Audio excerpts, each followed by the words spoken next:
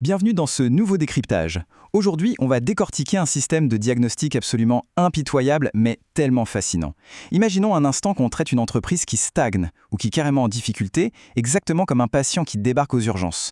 En médecine de triage, c'est clair, on perd pas de temps à soigner une petite égratignure, on cherche tout de suite l'hémorragie. Eh bien, ce système fait la même chose pour les affaires. Il vient d'identifier le goulot d'étranglement exact. Pas les petits trucs agaçants, non, l'unique blocage qui empêche la croissance. C'est du brut, c'est de l'objectif et c'est redoutablement efficace. Alors, comment ça marche concrètement? On appelle ce système Diagnosis, et il faut le voir comme un routeur universel. Il s'active dès qu'un projet est bloqué. Mais attention, son but c'est pas de faire un audit de complaisance ou de rassurer qui que ce soit.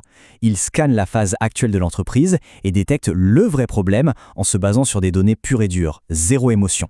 L'idée est limpide, à la fin de cette analyse, il faut repartir avec une seule priorité d'action et surtout pas une to-do list interminable de vagues soucis qui, soyons honnêtes, ne sert qu'à paralyser. Au programme de notre analyse, on va voir les croyances fondamentales, le piège du mindset, la détection de phases, le diagnostic du fameux Product Market Fit, l'évaluation de la préparation au scale et enfin le plan d'action. C'est un entonnoir logique et parfait qui part directement de la psychologie humaine pour atterrir sur des métriques ultra précises. On attaque la première étape, les croyances fondamentales. Avant même d'ouvrir un fichier Excel, il y a des règles inviolables. Le truc crucial à retenir ici, c'est qu'un business aura toujours, sans exception, des dizaines de problèmes en même temps. Mais à un instant T, il n'y a qu'une seule vraie contrainte. Il faut absolument ignorer le reste pour le moment. Ensuite, pas de données, pas de diagnostic. Les décisions se prennent sur des chiffres, pas sur un pressentiment. Le système sait aussi très bien que l'autodiagnostic est biaisé. L'être humain va naturellement s'attaquer au problème le plus confortable à résoudre, pas au plus urgent.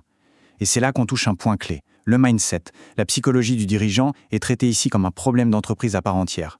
La procrastination ou la peur ne sont pas juste des traits de caractère, ce sont de vrais obstacles mesurables. Ce qui nous amène direct à la phase 0 de l'analyse, le redoutable piège du mindset. Avant même de regarder la mécanique de l'entreprise, on zoome sur la personne aux commandes. Faut être sûr que le problème, c'est pas juste de l'autosabotage. C'est fou comme la différence entre ces deux mondes illustre parfaitement la réalité du terrain. D'un côté, on a le vrai travail, celui qui est souvent inconfortable, la prospection dans le dur, la vente directe, les conversations avec des vrais clients, c'est ça qui ramène concrètement de l'argent. Et de l'autre, on a le faux travail. Vous savez, ce refuge douillet de l'inaction, peaufiner en logo pendant 3 semaines, changer la couleur d'un bouton sur le site web, faire des plans sur la comète ou enchaîner les formations sans jamais rien appliquer. Et là, attention, alerte de stagnation. C'est un indicateur impitoyable. Si quelqu'un s'épuise à la tâche, fait des journées de 12 heures, mais que le chiffre d'affaires fait du surplace depuis plus de 2 semaines, le constat est simple, c'est le mauvais problème qui est en train d'être résolu. Si la peur d'aller vendre pousse à se cacher derrière un rebranding, le diagnostic s'arrête net. Le goulot d'étranglement numéro 1, c'est le mindset. Ça sert à rien de chercher plus loin, tant que ça, c'est pas réglé. Bon, si l'aspect psychologique est solide et qu'on a de vraies données sur la table, on peut avancer vers la détection de phases. L'idée, c'est de catégoriser exactement le stade d'évolution du projet. C'est littéralement comme un aiguillage ferroviaire. C'est binaire. Pas de projet clair en tête? Le diagnostic s'arrête et renvoie à la phase Find pour chercher et valider une idée. Des revenus, mais super irréguliers, on bascule dans le diagnostic PMF pour Product Market Fit. Plus de 10 clients avec une forte dynamique? Allez, direction l'évaluation Scale. Ça évite carrément à une jeune pousse de se disperser en essayant d'appliquer des stratégies de croissance ultra complexes alors qu'elle n'a pas encore les épaules pour. On plonge dans le cœur de la machine avec le diagnostic PMF. C'est le triage réservé à une offre qui doit encore prouver que des gens sont prêts à l'acheter, de façon prédictible. L'ordre de vérification ici, absolument non négociable. Étape 1, le trafic, donc le volume d'exposition. Étape 2, l'offre, l'intensité de la douleur qu'elle résout. Étape 3, le funnel, le processus de conversion.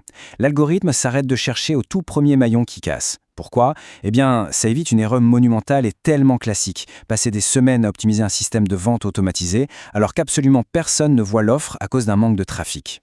Ce qui est vraiment puissant avec ces signaux, c'est que ça enlève toute place à l'interprétation. Où est la fuite? Contacter 20 personnes sur LinkedIn, c'est pas une validation de marché. C'est une grosse carence en trafic. Une offre sans aucune urgence et sans garantie, ça pointe vers un problème qui n'est tout simplement pas assez douloureux pour la cible. Un funnel avec la moindre friction au moment de payer, c'est mort. Et pour le produit, une note sous les 4 sur 5 annonce une fuite massive de clients. Tout s'observe avec des faits. Allez, niveau supérieur. Disons que le produit cartonne et a trouvé son marché. Est-ce que le business est prêt pour le scale? Le but là, c'est d'évaluer si la structure peut encaisser la croissance sans imploser en plein vol. Ce check-up est sans appel. Un minimum de 10 clients qui payent, des ventes rentables unitairement, une logistique capable d'absorber le double du volume dès demain matin, un canal d'acquisition stable et prédictible, et des opérations qui ne reposent plus à 100% sur la présence du fondateur. Si on échoue à un seul de ces critères, c'est éliminatoire. L'accélération est strictement interdite. Il faut faire demi-tour et colmater la brèche avant de repenser à grandir. Et c'est exactement à ce moment-là que tombe la question ultime. Celle qui vient trancher dans le vif d'un problème ultra complexe. Est-ce que le business a besoin de plus de clients, de mieux gérer ce qu'il a déjà, ou est-ce le dirigeant lui-même qui grippe la machine? Cette simple phrase découpe le défi de la croissance en 3 chemins hyper clairs. Ces 3 chemins, ce sont les seuls vrais goulots d'étranglement du scale. Premièrement, le mindset, la peur panique de grossir, le syndrome de l'objet brillant, ou le fait de s'accrocher et de refuser de déléguer. Deuxièmement, la chasse, un carnet de commandes vide, une acquisition au point mort ou des prix cassés. Et troisièmement, la digestion, le chaos opérationnel total, la qualité de service qui plonge avec le volume et l'épuisement. Et si tout brûle en même temps? L'approche est chirurgicale.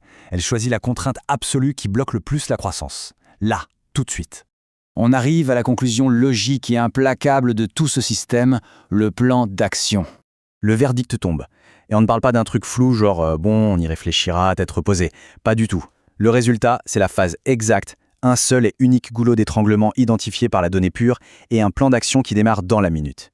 C'est l'heure de l'exécution brutale, où les tâches les plus lourdes sont réparties entre l'humain et une assistance par intelligence artificielle pour aller vite. On bascule complètement de la simple analyse à une dynamique de collaboration inarrêtable. Face à des données froides, claires et soutenues par une IA, l'excuse de la complexité ou du je ne sais pas par où commencer vole en éclats. Au final, la grande réflexion derrière toute cette méthode de triage, c'est celle-ci. Face à l'évidence des chiffres, étant enfin prêt à arrêter de bricoler des détails rassurants pour affronter le seul et unique mur qui freine réellement la croissance. Ça laisse vraiment réfléchir. Merci d'avoir suivi ce décryptage, on se retrouve très vite pour une prochaine analyse.